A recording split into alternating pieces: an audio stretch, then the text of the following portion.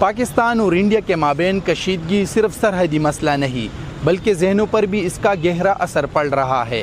اس جنگی صورتحال کے کیا سائیکولوجیکل امپیکٹ ہے اور پھر اس کا حل کیا ہے، آئیے آپ کو بتاتے ہیں۔ ہندوستان اور پاکستان کے درمیان جو ایک جنگی فضا بنی ہوئی ہے، نفسیاتی طور پر ان چیز کا لوگوں کے ذہنوں پر بہت کافی اثر ہوتا ہے، کیونکہ جب بھی کسی بھی مقام پہ دنیا میں کوئی ایسی سچویشن آتی ہے تو لوگ پینک کر جاتے ہیں، خوف میں مبتلا ہو جاتے ہیں کہ ہمارا اور ہماری فیملیز کا اور ہمارے بچوں کا کیا ہوگا۔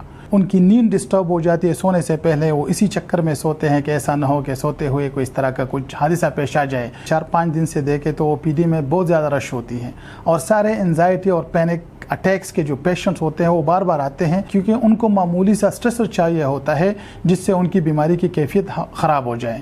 تو آج کل ان پیشنٹس کی تعداد بہت زیادہ بڑھ گئی ہے جو اس خوف کے فضا سے، جنگ کے فضا سے ڈر گئے ہیں۔ سب سے بڑا ٹپ یہی ہے کہ وہ غیر ضروری خبروں سے دور رہے۔ آج صبح کی بات بتاتا ہوں، جب میری آنکھ کھلی صبح اور میں نے سوشل میڈیا کھولا ہے تو ایک نیوز چل رہی تھی انڈین نیوز پہ کہ پورا پشاور تباہ ہو گیا ہے۔ یقین کرے اس وقت میں خود ہی اتنا پینک ہو گیا تھا، میں سوچتا تھا کہ صرف میرا گھر بچ گیا ہے اور باقی سارا پشاور سچ میں تباہ ہو گیا ہے۔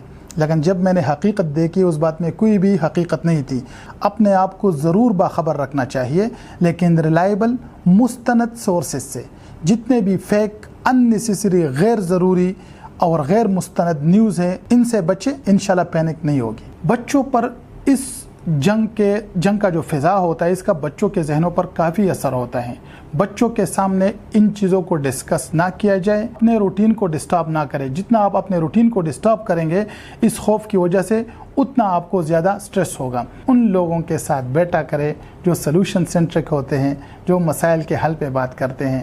اگر ان سچویشن میں اگر کوئی ایسا نیوز آتا ہے جو پینک ہو جاتے ہیں لوگ، وہ ضرور ہمارے پاس سائیکولوجیکل نفسیاتی کچھ اس طرح ٹپس ہے، جس طرح ڈیپ بریدنگ ریلیکسیشن ہو گئی۔ ڈیپ بریدنگ ریلیکسیشن کا مطلب یہ ہے کہ وہ آرام سے سکون سے بیٹھے، اپنے مائنڈ کو ریلیکس کرے اور کم از کم 4-5 منٹ تک وہ لمبی لمبی سانس لے لے۔